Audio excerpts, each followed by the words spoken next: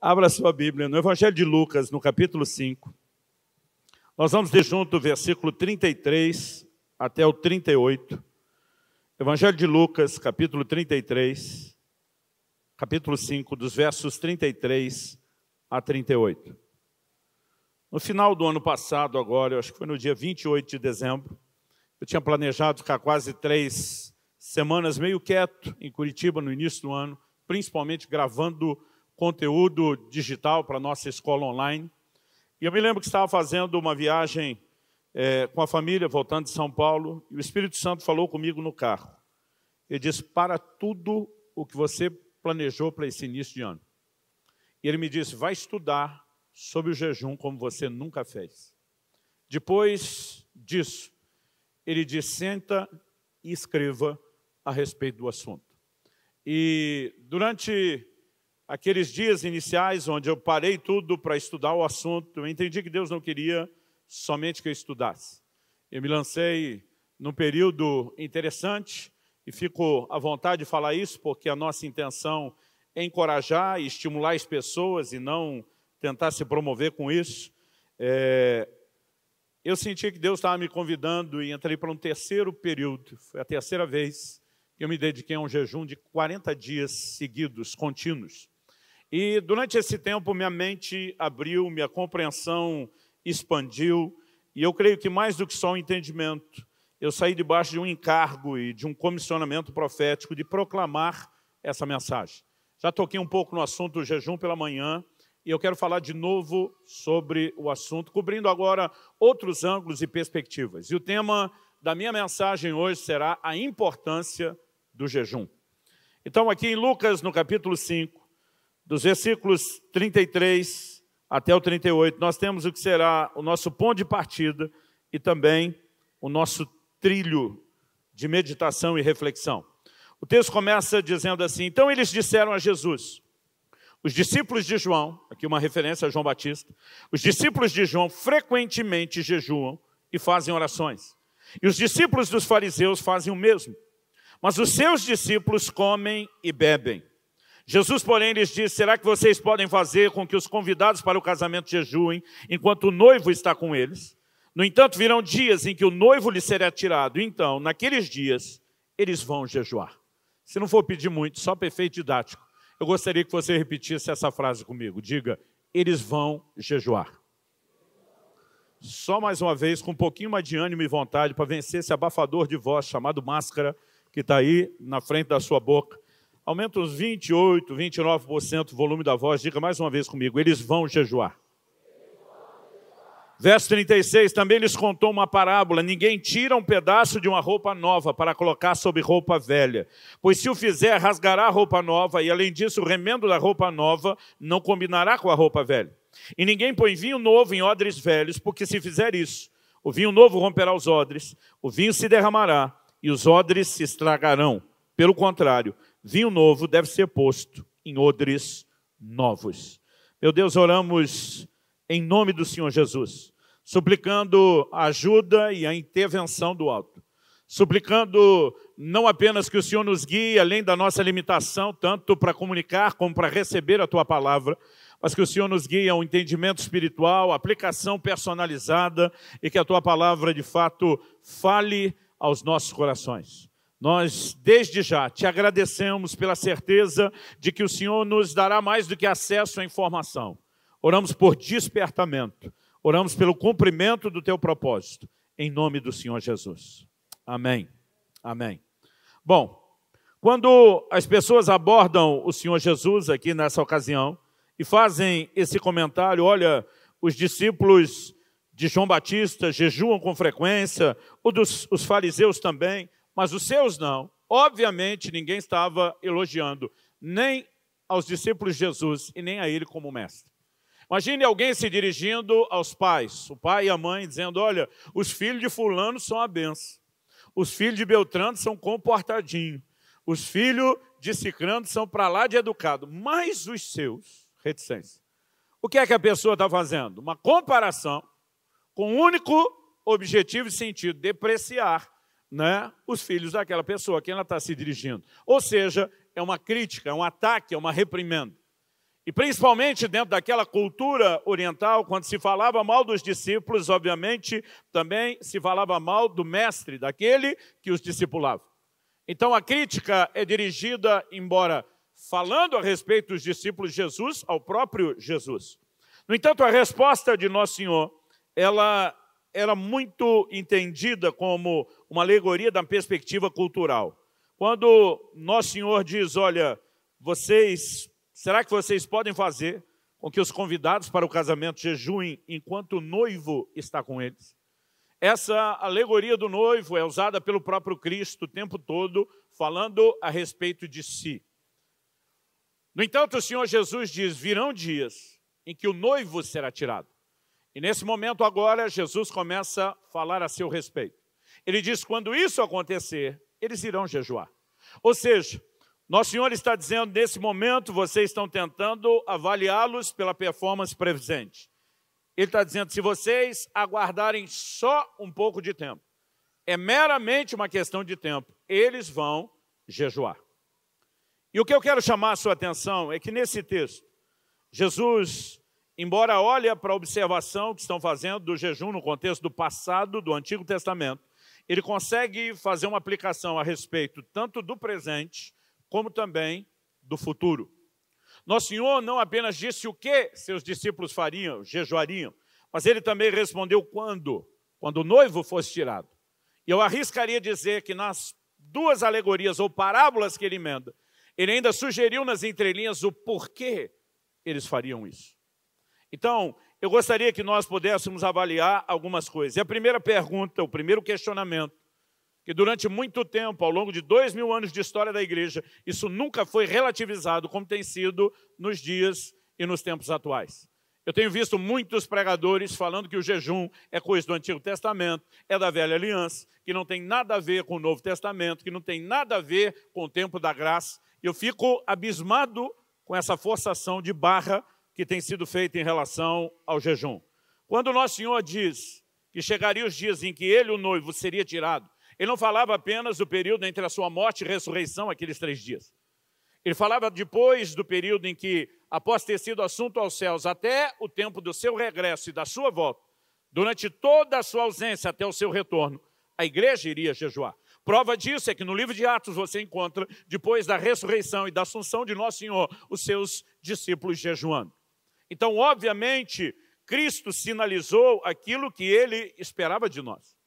Aliás, no Sermão do Monte, Nosso Senhor diz em Mateus capítulo 6, dos versos 16 a 18, ele fala sobre jejum, e no verso 16 ele diz, quando jejuardes? Ele não diz se jejuardes, ele diz quando, era só uma questão de tempo. Aliás, ninguém orienta como fazer alguma coisa se não espera que aquela pessoa faça aquilo que ele está orientando sobre como ser feito. É óbvio que o Senhor esperava de nós que nós jejuássemos.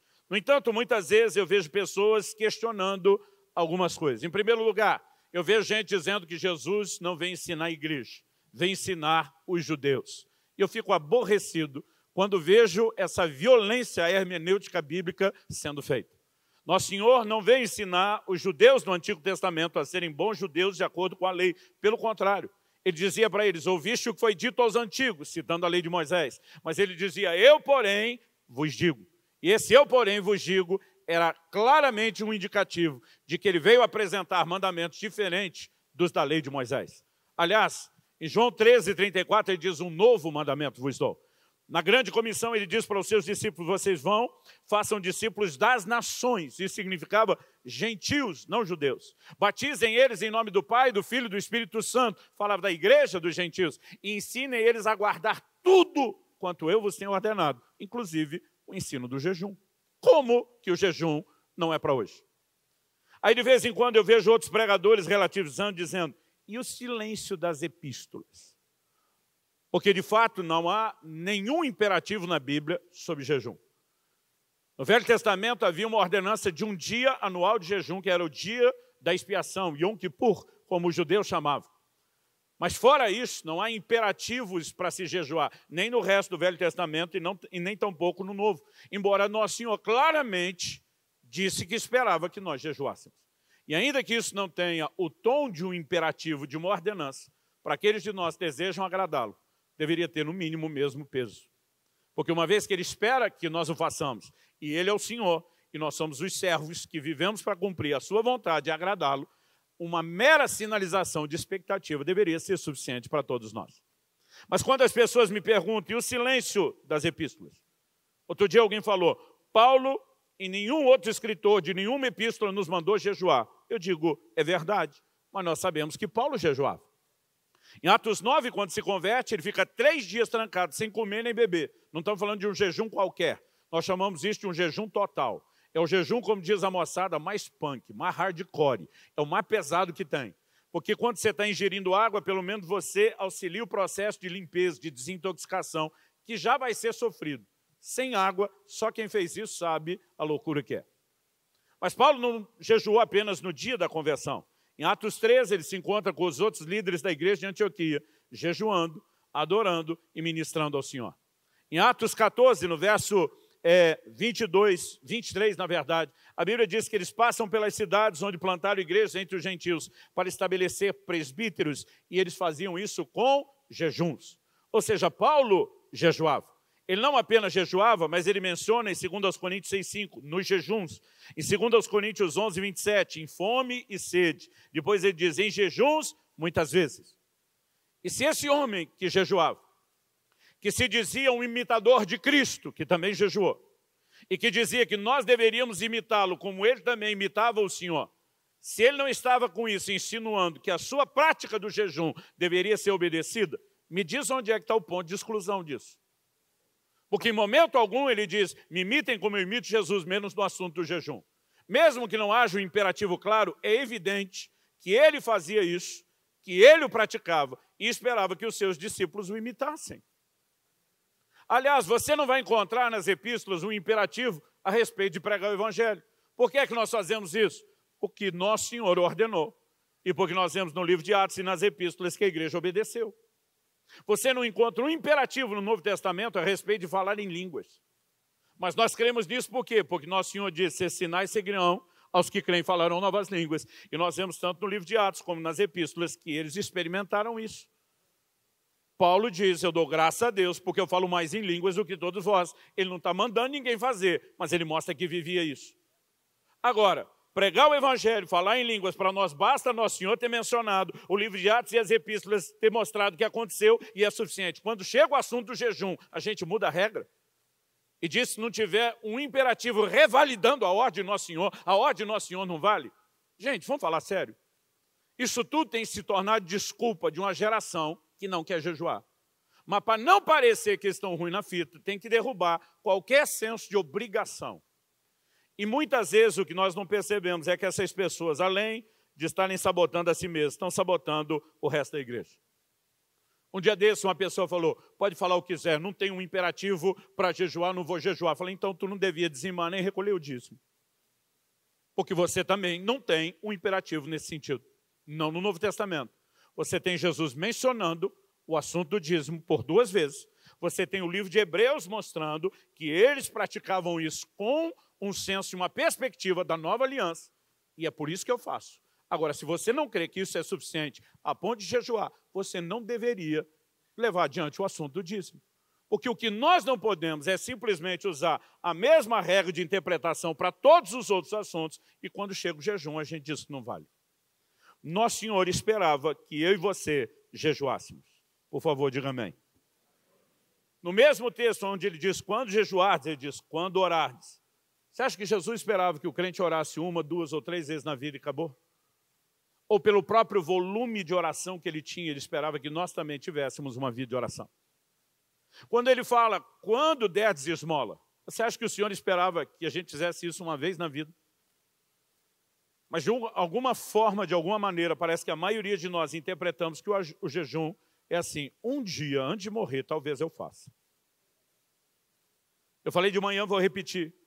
Fiz uma pesquisa recente nas redes sociais.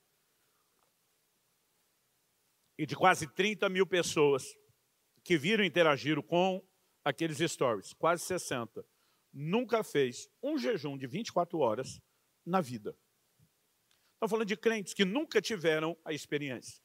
E eu me pergunto se de fato nós temos entendido que o jejum é para hoje. Mas Jesus não diz só o que eles fariam. Ele também sinalizou quando, a partir do momento que fosse tirado. E eu quero sugerir para você que Nosso Senhor também apontou, no mínimo, uma inferência de por que nós faríamos isso. Quando logo depois de dizer, no versículo 34, eles vão jejuar, 35, perdão, eles vão jejuar. A Bíblia diz nos versos 36 até o 38 que nós lemos, que Jesus contou uma parábola.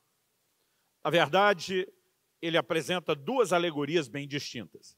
O interessante é que quando você observa os outros evangelhos sinóticos, nós chamamos de evangelhos sinóticos Mateus, Marcos e Lucas, que tem uma estrutura muito semelhante de registro da vida de Jesus, dos seus ensinos, dos seus milagres, seguindo uma ordem muito semelhante. O evangelho de João já foi escrito meio fora da caixinha, do padrão.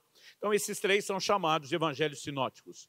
Todos eles, inclusive o relato de Mateus 9, 14 a 17, de Marcos 2, de 18 a 22, acrescentam a resposta de Jesus às mesmas parábolas.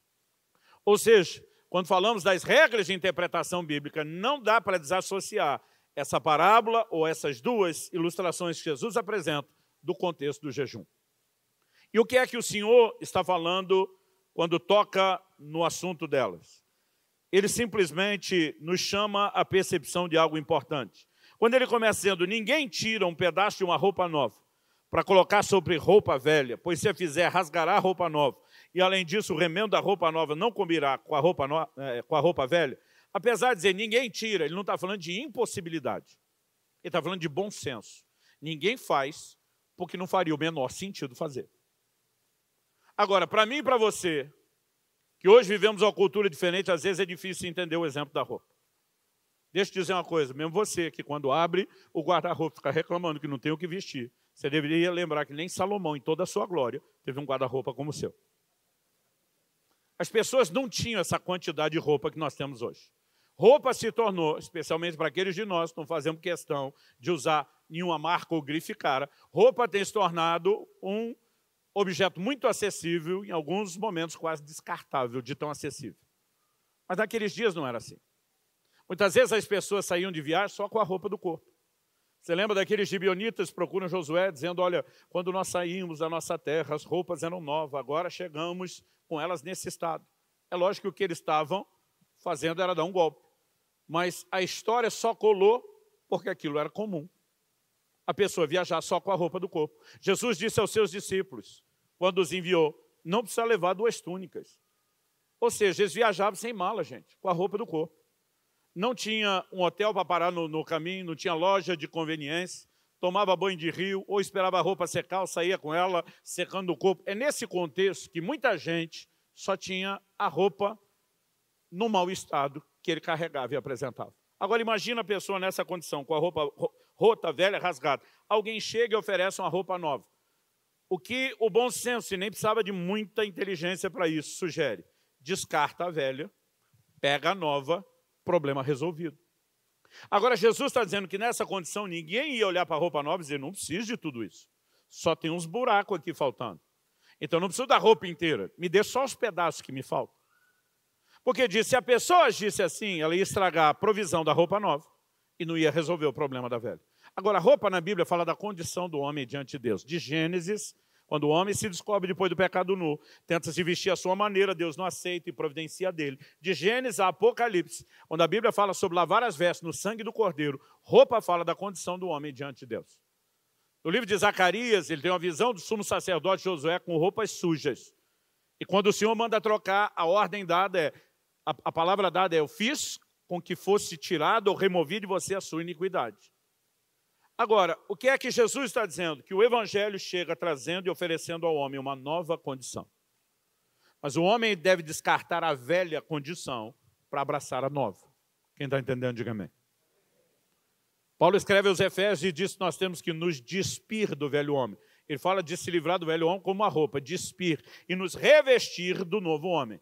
Há uma nova condição sendo oferecida, e para isso você tem que se livrar da velha. Agora, o problema é quando nós tentamos ajustar ou adaptar o novo que Deus oferece a uma velha estrutura. Pensa num negócio que vai dar ruim. Há parábola ou ilustração seguinte fala a mesma coisa. Ele diz, ninguém põe vinho novo em odres velhos, porque se fizer isso, o vinho novo romperá os odres, o vinho se derramará e os odres se estragarão. Pelo contrário, o vinho novo deve ser posto em odres novos. A palavra odre não significa muito para mim e para você hoje, mas era uma bolsa feita com o couro do animal, um cantil improvisado com couro. Por que normalmente ele estava associado ao vinho? Você vai encontrar uma menção na Bíblia de um odre contendo água, uma menção na Bíblia de um odre contendo leite. Todas as outras recorrentes passagens relacionam ele com o vinho, por causa da fermentação. Quando o suco de uva extraído lá do lagar era armazenado no odre, eles lacravam aquela bolsa, porque ao limitar o contato com a quantidade de oxigênio, eles conseguiam controlar o processo de fermentação. Só que se você colocasse o vinho novo ou o suco da uva num odre velho ressecado, a hora que a fermentação começasse e a bolsa pegasse pressão, o odre arrebentaria. Então se perderia tanto o vinho, como se perderia também a bolsa, o odre. O que é que Jesus está falando? O vinho é a obra nova de Deus. E o novo de Deus não pode ser adaptado numa estrutura velha de vida. Tentar adaptar o novo de Deus numa estrutura velha de vida é dar ao Evangelho prazo de validade. A razão pela qual nós temos tantos milhões de desviados na igreja evangélica brasileira é porque nós estamos insistindo em fazer com que eles acreditem que possam adaptar o novo de Deus a uma estrutura velha de vida. Agora, de alguma forma, Jesus está falando que o jejum contribui para que haja um recebimento correto do novo de Deus, não na velha estrutura, mas da forma correta. Pastor, qual é o poder que o jejum tem? A Bíblia está dizendo que o odre é o corpo e o jejum renova o corpo. Não. O problema do nosso corpo vai ser resolvido na vinda de Jesus. Filipenses 3, 20 e 21 diz, nossa pátria está nos céus, de onde aguardamos um Salvador, o qual há de transformar o corpo na nossa humilhação para ser igual ao corpo da sua glória. A redenção do corpo prometida em Romanos 8, 23 ainda não se concretizou. Vai acontecer na vinda de Jesus. O que eu e você precisamos entender é que, apesar de termos recebido uma nova natureza por meio do novo nascimento, isso não significa que a velha natureza foi automaticamente eliminada ou desapareceu. E essa fantasia que tem atrapalhado muito o crente. Não, eu nasci de novo, eu sou participante da vida de Deus. É verdade. Aliás, eu vejo alguns nichos evangélicos numa verdadeira briga. Porque uns estão dizendo, o homem é pecador, está escrito na Bíblia, Deus chama ele de pecador. Aí tem o outro do lado de cá, não, Deus chama ele de santo. Outro dia alguém falou, e aí? Quem está certo? Falei, os dois. A Bíblia tanto chama o homem de pecador como chama ele de santo. Não é um ou outro. E você não pode pegar uma parte da Bíblia em detrimento da outra. Na verdade, os textos diferentes, eles não concorrem, eles se complementam. Por quê? Jesus falou para Nicodemos, olha, se você não nascer de novo, não pode entrar no reino de Deus, nem vê-lo. Que diz entrar. Aí Nicodemos disse, o senhor está querendo dizer que eu tenho que entrar no ventre de mamãe, ser parido, dado à luz de novo. Jesus diz, não, Nicodemos. O que é nascido da carne é carne. O que é nascido do Espírito é Espírito. Ele está dizendo, seu primeiro nascimento, aquele que te trouxe ao mundo e foi segundo a carne, fez com que você reproduzisse a imagem do primeiro Adão. A necessidade de um novo nascimento, onde você nasce não do primeiro cabeça de raça, mas do último Adão, que veio cumprir o propósito que o primeiro nunca cumpriu. Aqui você nasce do Espírito. Então onde é que você nasceu de novo? No seu Espírito. Aonde você se tornou participante da natureza divina? No seu Espírito. Agora, no dia que você se converteu, o seu Espírito desincorporou, desencarnou, abandonou o corpo, saiu vagando por aí? Não. Então, seu Espírito nascido de novo, está vivendo dentro de uma gaiola chamada corpo, que tem a velha natureza. Quando a Bíblia fala dessa estrutura da sua carne, te chama de pecador. Quando fala de você nascer de novo, te chama de santo. E o pau está quebrando entre as duas naturezas. É o que Gálatas 5,17 diz, o Espírito milita contra a carne milita contra o Espírito. A briga é tensa. Agora, o que é que Deus está dizendo? Que a nova vida que Deus ofereceu não pode ter, de nenhuma forma, nenhum tipo de adaptação ou associação à velha vida. Na verdade, eu e você temos uma ordem de eliminar a concorrência da nova natureza. E isso envolve o quê? Que eu e você possamos simplesmente eliminar, nos despir do velho homem. Paulo escreve em Romanos, no capítulo 12, responsabilizando a gente por cooperar ou interagir com Deus no processo de transformação. E ele faz a seguinte afirmação. Romanos capítulo 12, eu vou ler os versos 1 e 2. Ele diz, portanto, irmãos, pelas misericórdias de Deus, peço que ofereçam o seu corpo como sacrifício vivo, santo e agradável a Deus. Esse é o culto racional de vocês. O que é um sacrifício vivo? É um paradoxo, uma aparente contradição, porque sacrificar é matar. Como é que o sacrifício que mata pode ser vivo? Ele está dizendo que você vai matar, mas não vai matar de verdade, não é literal. Ou seja, o que é que você mata? Em Colossenses 3,5, Paulo diz, fazei, pois, morrer a vossa natureza terrena. O que você mata não é o corpo, é a força da carne que se manifesta por meio dele. Quem está entendendo, diga amém. E esse antídoto se chama, em primeiro lugar, domínio próprio. Quando Paulo, em 1 Coríntios 9, 27, diz, eu esmurro meu corpo, eu reduzo a escravidão, para que depois de ter pregado não venha a ser desqualificado, ele está falando de uma disciplina da vida cristã que é o domínio próprio. Mas eu e você precisamos entender que ao mesmo tempo em que sacrifício no Velho Testamento tinha ideia de adoração, quando eu e você usamos o conceito de matar, de massacrar a força da carne, no Novo Testamento a Bíblia diz, esse é o culto racional de vocês. Culto para Deus não é apenas a celebração que nós oferecemos aqui, enquanto cantávamos no momento de adoração. Mas dia após dia, quando eu e você decidimos massacrar a carne, dizer a ela, você não está no comando, você não governa, e se transforma num culto diário. Quem está entendendo, diga amém. Eu ouvi uma frase na minha adolescência que eu nunca esqueci. A declaração, a afirmação, na ocasião foi feita pela irmã Valnice Milhomes. Ela dizia, a carne não converte. Tem que ir para a cruz e tem que ir todo dia. E sabe, se nós não entendemos esse elemento prático, nós nunca vamos avançar em relação à vida cristã. Depois de falar desse culto racional, Paulo diz no verso 2 de Romanos 12, não vivam conforme os padrões desse mundo, mas deixe que Deus os transforme pela renovação da mente, para que possam experimentar qual é a boa, agradável e perfeita vontade de Deus. Portanto, além de refrear a carne, a Bíblia manda a gente quebrar o molde mundano no qual nós vivemos muito tempo. E ela também nos ordena a renovar a mente. Eu ouso dizer a você que o jejum contribui com essas três coisas. Ele tem o poder de refrear a carne. Ele tem o poder de quebrar o molde de comportamento que nos moldou por muito tempo. E ele tem o poder de renovar a nossa mente. É impressionante como a perspectiva de quem jejua muda quando falamos em termos práticos da caminhada cristã no dia a dia. E eu e você precisamos, de fato, entender e compreender que Jesus está falando que, de alguma forma, essa tentativa de adaptação que muitos vivem em relação do novo com o velho, ela tem o poder de ser parada através do jejum. Ainda que nosso Senhor não tenha dado todos os detalhes sobre como isso funciona, eu acredito que o que eu e você precisamos não é entender o mecanismo, é só praticá-lo. Por exemplo, em Marcos capítulo 4, verso 26, Jesus diz, o reino de Deus é semelhante a um homem que plantou uma semente no campo. A semente germina sem ele saber como. Eu amo essa frase de Jesus. A semente germina sem ele saber como. A semente não germina pelo tanto que eu e você entendemos de germinação. Aliás, não importa se quem plantou um engenheiro agrônomo com todas as especializações possíveis na área da germinação, ou se é alguém leigo como eu e você, que não sabemos quase nada sobre germinação.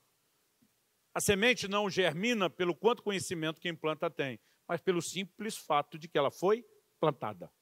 Os princípios espirituais não precisam ser entendidos para funcionar. O que eles precisam é ser praticados. O problema é que enquanto nós estamos tentando entender, nós não fazemos aquilo que nós ainda não entendemos, por falta de confiança na palavra de Deus. Eu aprendi na minha adolescência que se eu orasse em línguas, eu me edificava a mim mesmo. Na época eu não fazia ideia do que era o processo de edificação. Mas sabe o que eu comecei a fazer? Eu comecei a gastar horas todos os dias, trancado no meu quarto, orando em línguas. Aí as pessoas perguntavam, por que você está gastando tempo? Eu falei, porque a Bíblia diz que eu me edifico. Aí os caras perguntavam, você sente que está sendo edificado? Eu falei, não sinto nada. Mas se Deus disse, é verdade. A verdade não é o meu sentimento, a verdade é a palavra dele. Em algum momento eu vou descobrir que essa verdade é funcional. Nos primeiros 6 meses, para ser honesto com você, eu não senti nada. E muitas vezes eu tive vontade de desistir. O que me manteve fiel foi dizer, ele não mente. A palavra dele é a verdade. Passarão os céus e a terra. A palavra dele não há de passar. Ele vela sobre a sua palavra para fazê-la cumprir.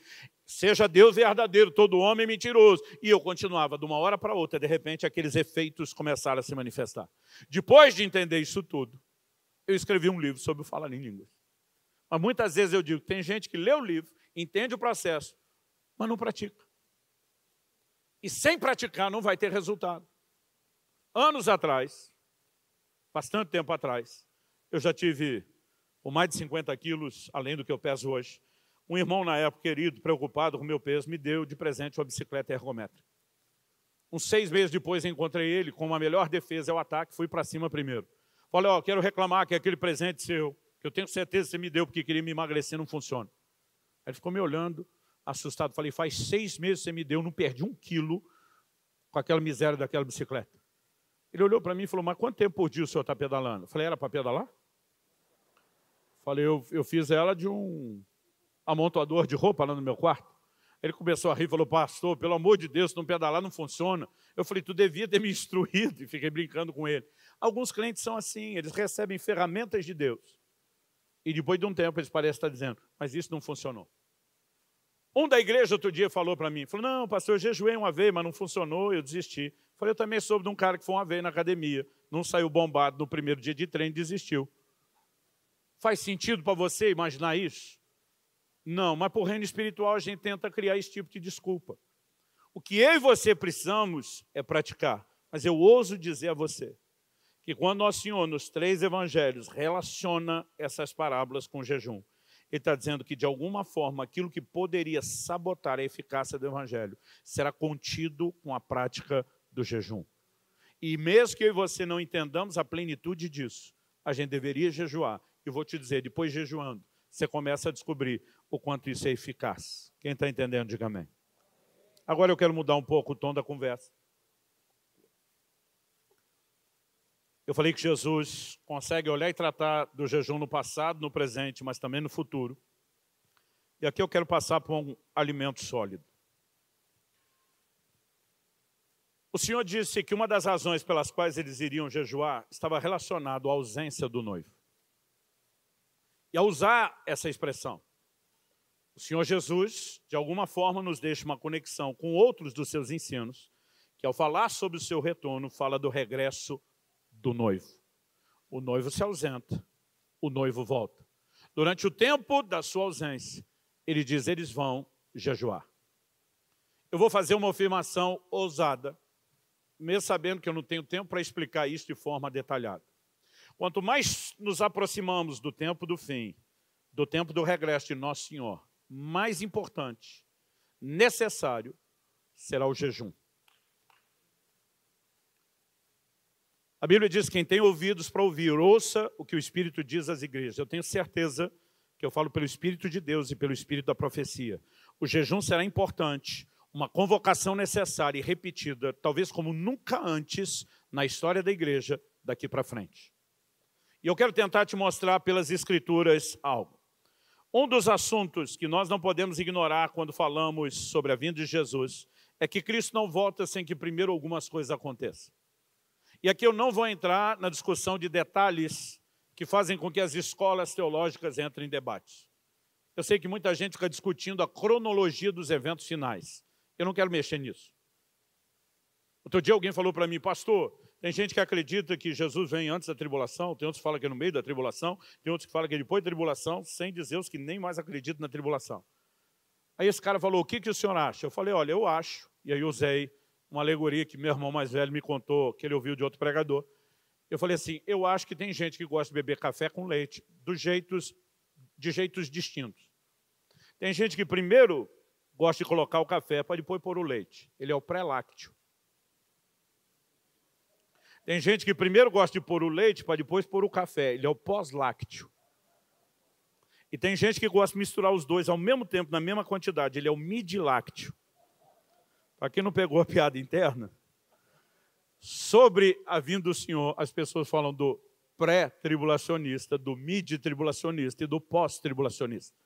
Eu falei, no final, é tudo café com leite. O importante é que a igreja esteja pronta para o evento do fim, não que a gente acerte os detalhes da cronologia.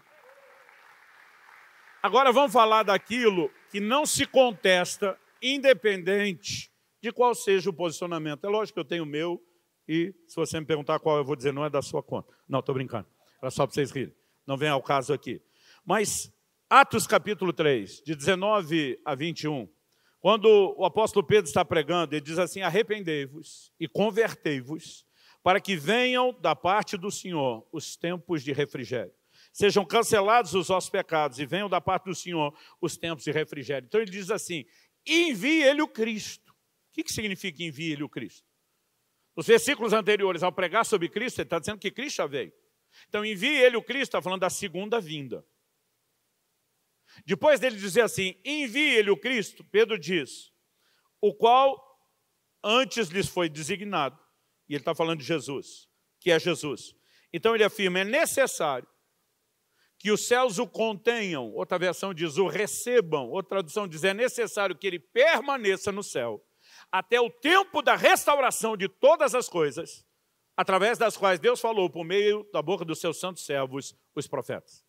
Em outras palavras, a Bíblia está dizendo que os céus que receberam Jesus quando ele foi elevado, vão segurá-lo e não deixarão que ele volte até que chegue o tempo da restauração de todas as coisas que ele falou pela boca dos seus santos servos, os profetas.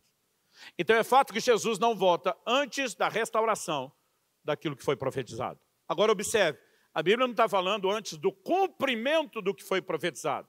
Está falando da restauração do que foi profetizado. Ou seja, há profecias que já se cumpriram ao longo da história e que terão seu cumprimento replicado, restaurado, antes do retorno de Nosso Senhor. Então é essas que devem chamar a nossa atenção de uma forma especial.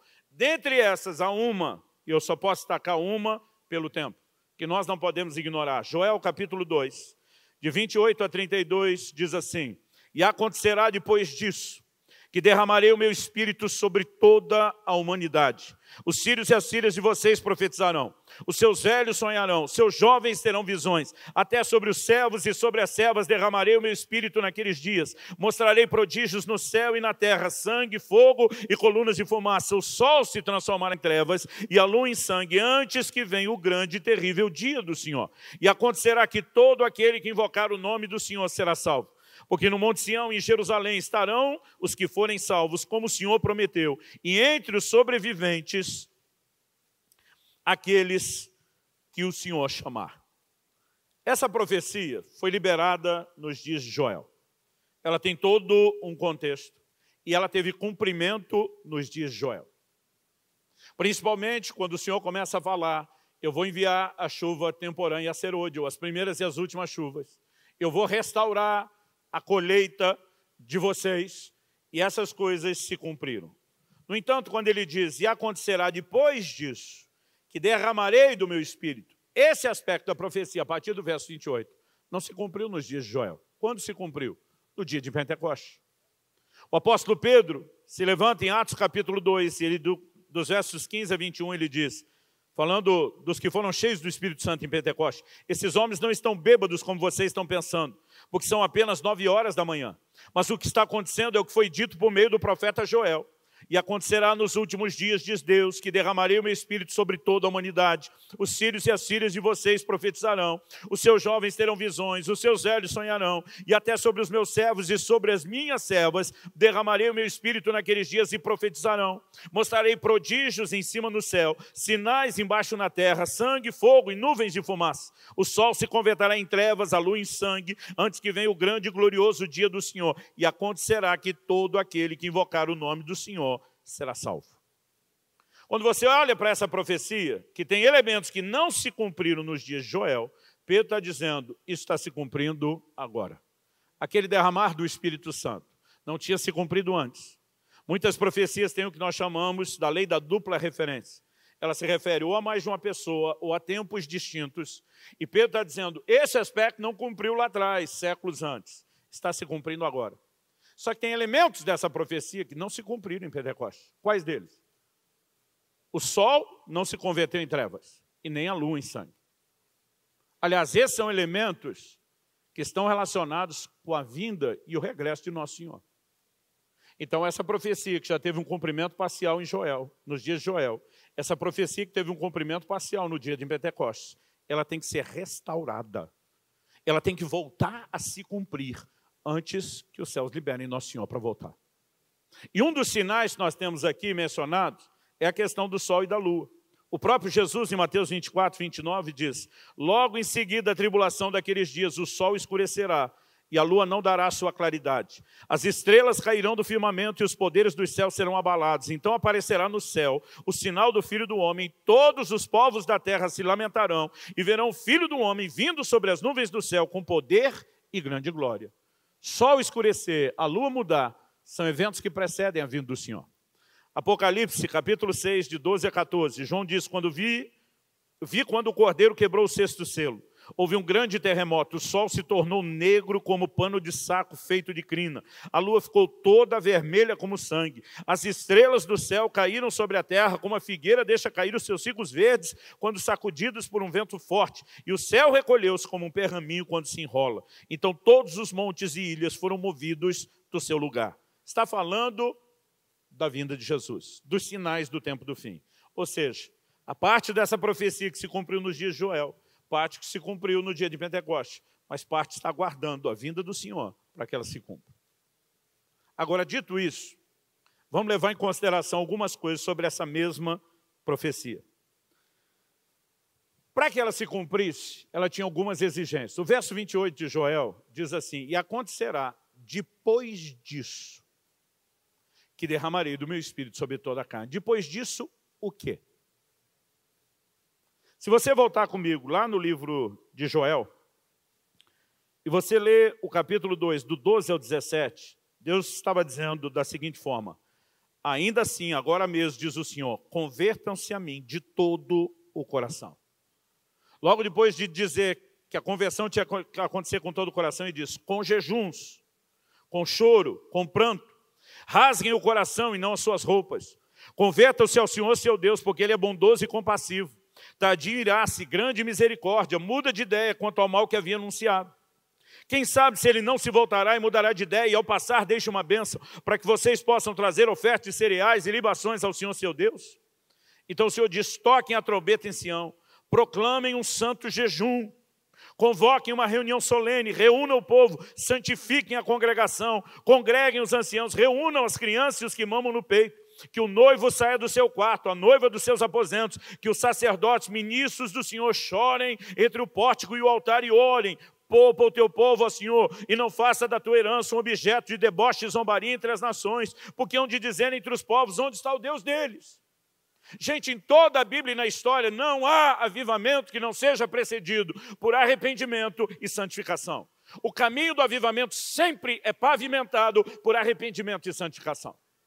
Nos dias de Joel, para que Deus pudesse reverter aquela situação, Ele está dizendo: vocês vão ter que se voltar a mim de todo o coração com jejuns. Proclame um santo jejum, comece o arrependimento e a santificação. E Deus diz: e acontecerá depois disso que eu vou mudar a sorte de vocês. Então, depois desse arrependimento, a sorte deles começa a mudar. Quando o nosso Senhor vem, Ele vem precedido por um mensageiro, cuja mensagem era qual? Arrependimento.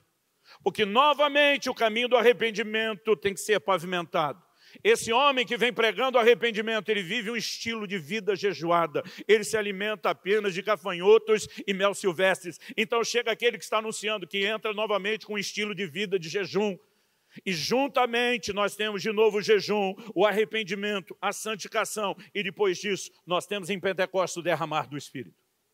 Agora, depois disso ter se cumprido assim nos dias de Joel, ter se cumprido assim até que chegue o momento de Pentecostes, você acha que o cumprimento final dessa profecia está desassociado de todo o caminho que ela teve antes? Ao que eu e você precisamos entender, são algumas figuras que são apresentadas aqui. Por exemplo, em Joel 2, 23, Deus diz: filhos de Sião, alegrem-se e exultem no Senhor seu Deus, porque Ele lhes dará as chuvas em justa medida. Fará descer, como no passado, as primeiras e as últimas chuvas. É depois dessa declaração de Joel, capítulo 2, verso 23, que o Senhor fala do resultado literal que as chuvas produziriam. As eiras se encherão de trigo, Os lagares transbordarão de vinho e de azeite. Restituirei os anos que foram consumidos pelo gafanhoto. No verso 26, Deus diz, vocês terão comida em abundância e ficarão satisfeitos e louvarão o nome do Senhor, seu Deus, que fez maravilhas em favor de vocês. Então essas chuvas que Deus estava prometendo eram chuvas literais. E ela trouxe mantimento literal. Mas as chuvas também são a figura do derramar do Espírito. E no dia de Pentecoste, aquilo que está acontecendo é o cumprimento da alegoria das chuvas, no entanto, não mais as naturais, e sim as espirituais. Agora preste atenção. Por que Deus está falando das primeiras e das últimas chuvas? Porque está usando uma linguagem que todo agricultor, e praticamente todo hebreu israelita era agricultor, entenderia. No período que antecedia o plantio, vinham as primeiras chuvas, ou a chuva temporã.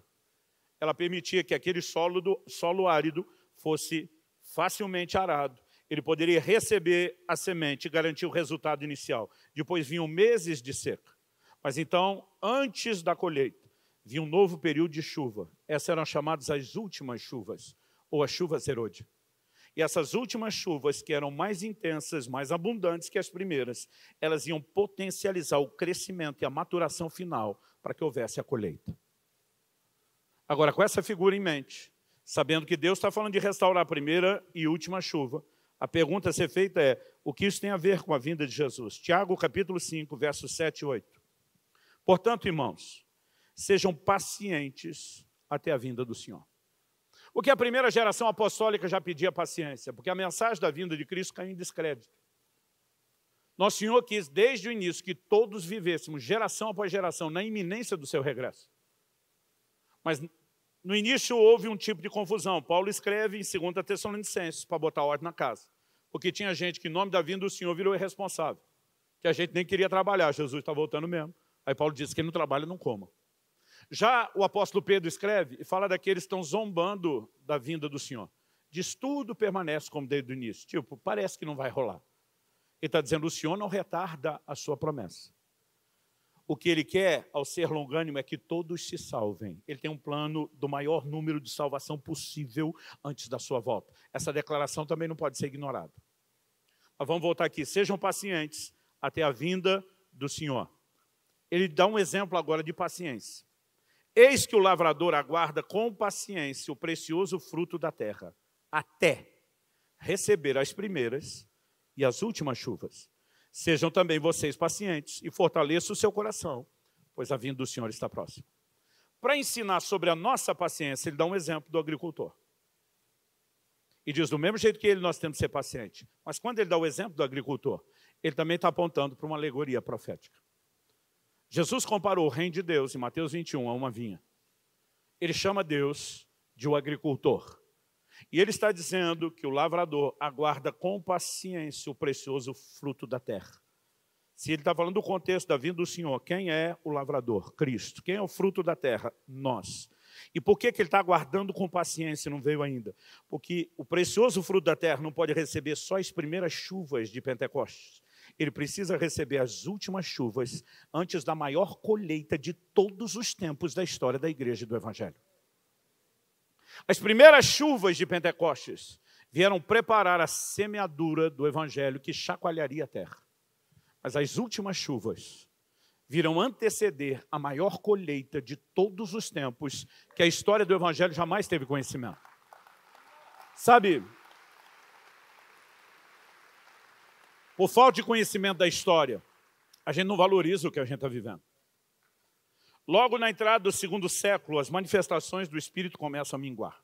Do 3º para o 4º século, quase desapareceram. Ao longo da história, é um período que até na história, pelos historiadores seculares, falando da igreja, é chamado o período das trevas. Isso vai mais ou menos do ano 500 ao 1500 na Reforma. Com a Reforma protestante, verdades começaram a ser resgatadas, mas muito lentamente as manifestações do Espírito foram pipocando num lugar ou outro, e nós quase não temos registros delas.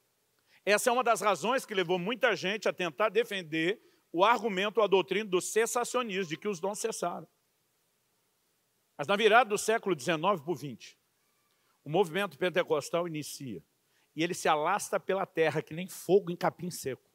E, de repente, a manifestação do batismo no Espírito Santo, dos dons, elas começam a se espalhar por toda a terra. E, desde então, nós temos tido vários movimentos e focos de avivamento. E, acredite, nós estamos vivendo algo crescente em relação a isso. Mas o melhor ainda está por vir. Pastor, e o que isso tudo tem a ver com jejum? O senhor está querendo dizer que se a gente não jejuar, Jesus não volta? Não. Estou querendo dizer que sem jejum, nós não vamos viver as últimas chuvas. E sem as últimas chuvas, os céus vão continuar segurando ele. Então interprete você como quiser.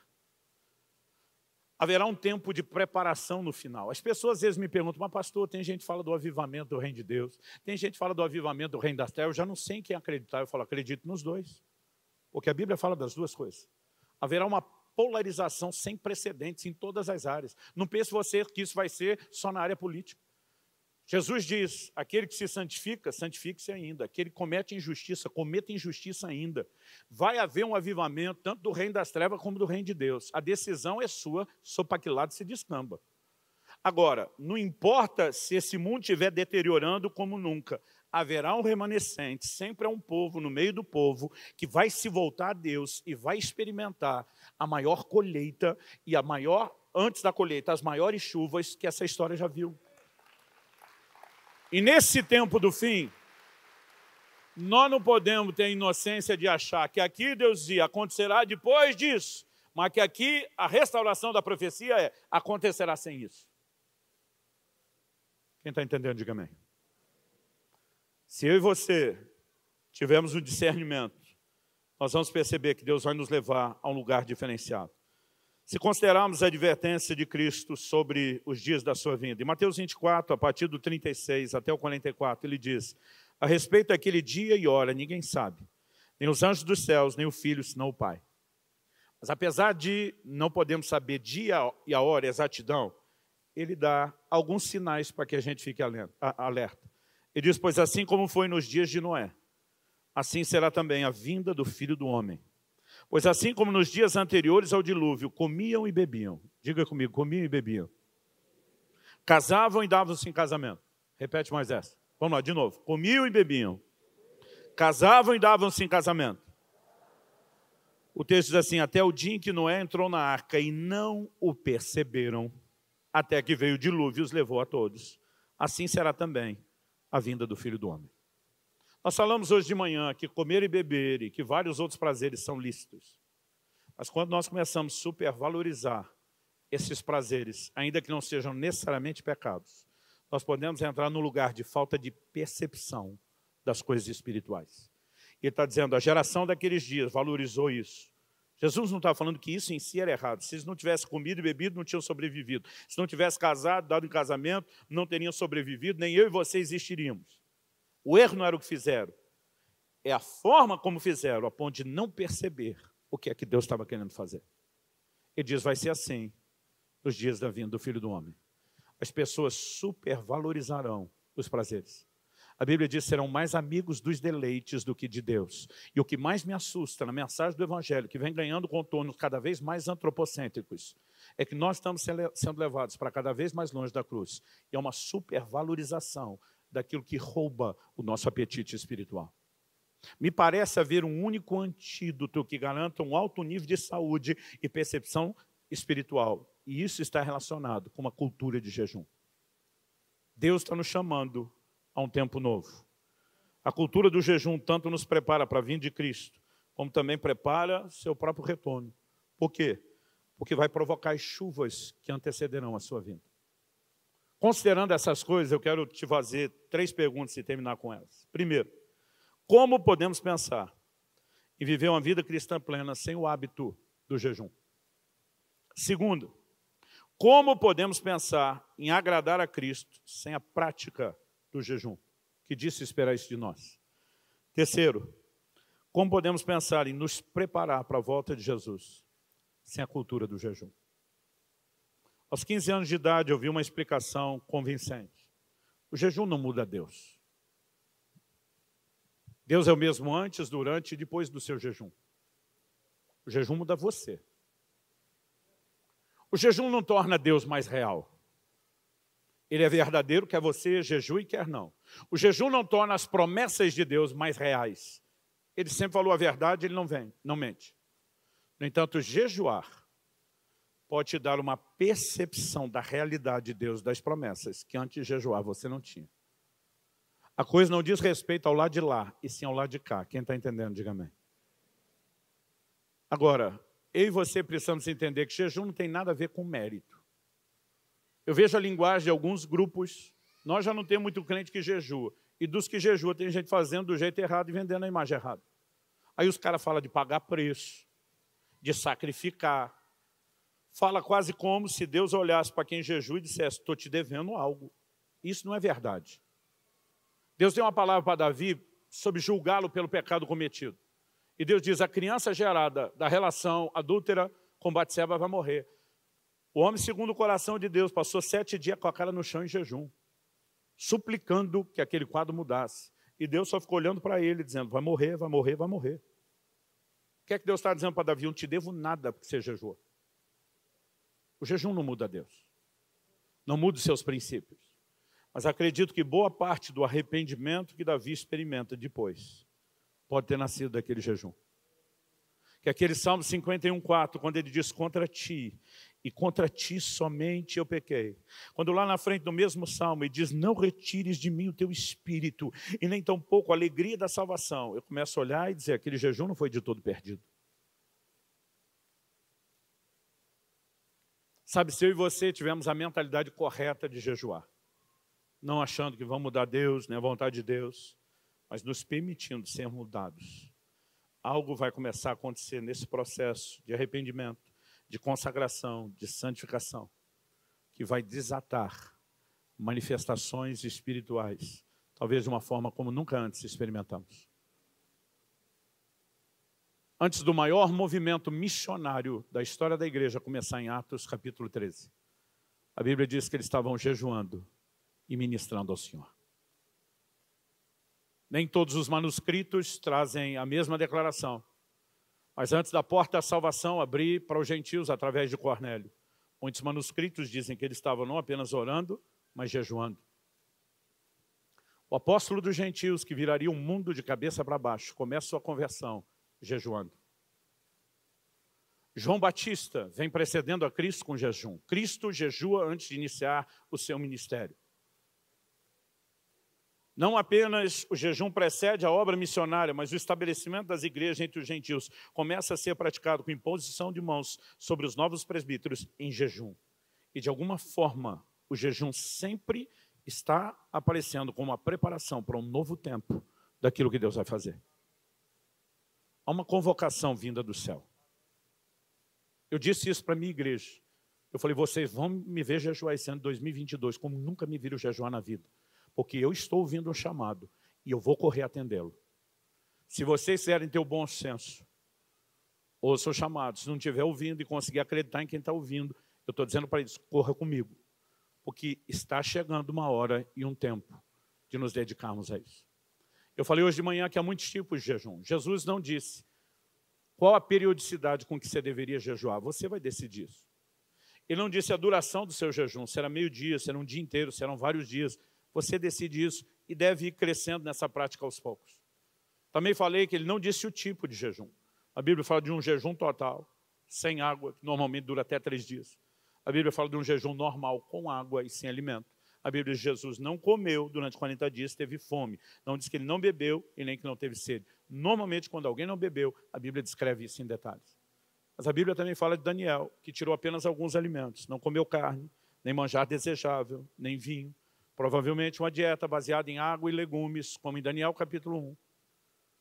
Ou seja, seu jejum, suas regras, a menos que o Espírito Santo te peça algo. Não deixe nenhum fariseu dar pitaco no seu jejum. Que sempre tem um que mal jejua, mas quer controlar o jejum dos outros. Agora, o importante é que você jejue e não viva dando desculpa. Feche seus olhos um instante. Espírito Santo, eu tentei da melhor forma possível nesse prazo de tempo despejar parte daquilo que o Senhor tem usado para falar ao meu coração e despertar minha própria vida. Mas se o Senhor não vivificar essa palavra, terá sido só uma palestra qualquer. E nós precisamos de mais do que isso. Eu oro por cada um dos meus irmãos e irmãs nesse lugar, por aqueles que nos acompanham por essa transmissão, em cada uma dessas igrejas aliançadas, ou mesmo no culto pela internet, aonde quer que estejam, que a mão do Senhor os toque, que a tua presença os envolva. Eu oro por discernimento, para perceber o teu chamado, para perceber um novo tempo, uma nova estação. Nós clamamos em nome de Jesus. Assim como recorrentemente o Senhor diz, aquele que tem ouvidos para ouvir, ouça. Nós queremos ser encontrados entre aqueles que têm uma inclinação a ouvir sua voz e não a rejeitá-lo. Assim como está escrito, se hoje ouvides a sua voz, não endureça o coração. Que essa possa ser a resposta de cada um de nós, de um coração aberto e responsivo. Eu oro em nome de Jesus. Fala com Deus, do seu jeito, da sua maneira, com as suas palavras.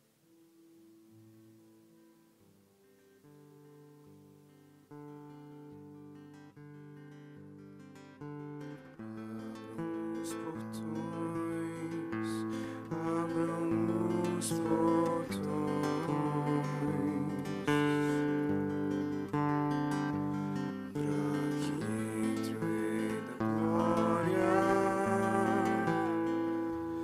abram os portões, dele é o céu, dele é o mar,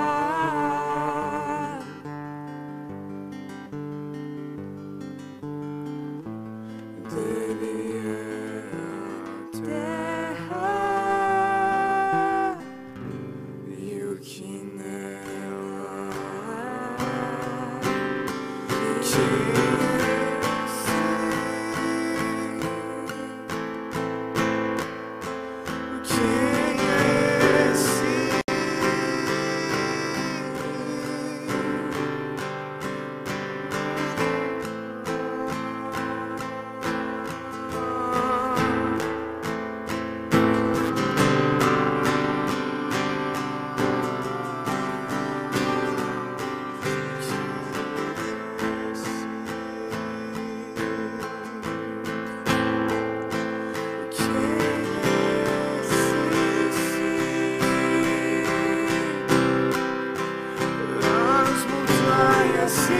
desmontam, os montes são trazidos ao chão.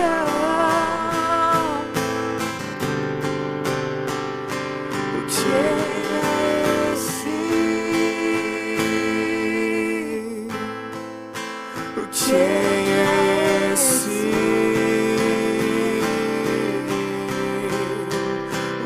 O seu rosto como o sol, os seus olhos um farol na escuridão.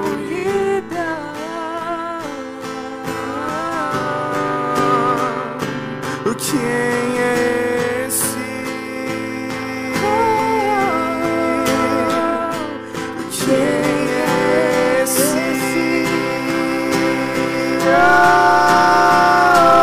Que não cabe no universo, mas habita em meu coração. Ele é o Rei da glória, o Rei da glória, que pra sempre vai reinar e em justiça governar o seu povo. Ele é o Rei da glória, Ele é o Rei da glória, que pra sempre vai reinar e em justiça governar o seu povo.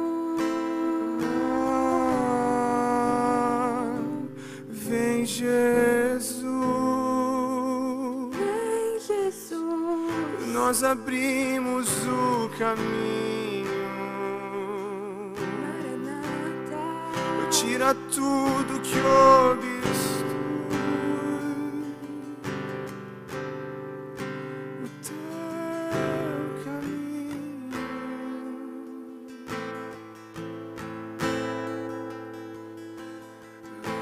Abram os portões, abram os portões.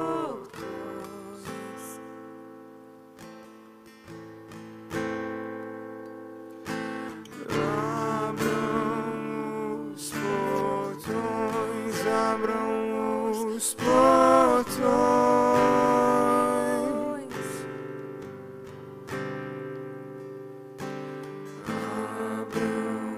os portões.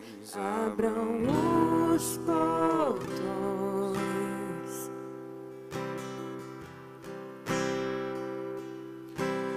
Abram os portões. Abram os portões.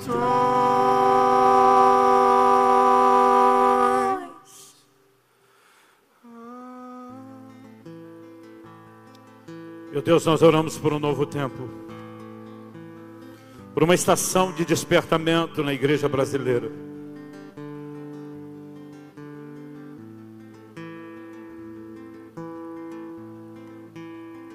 Dias onde a tua voz seja ouvida e a tua convocação seja atendida.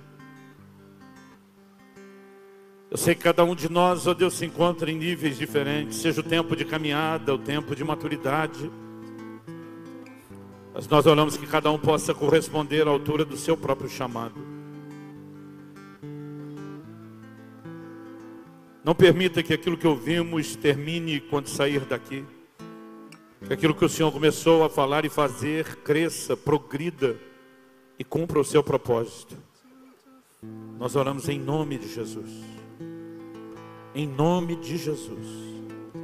E para a glória de Deus.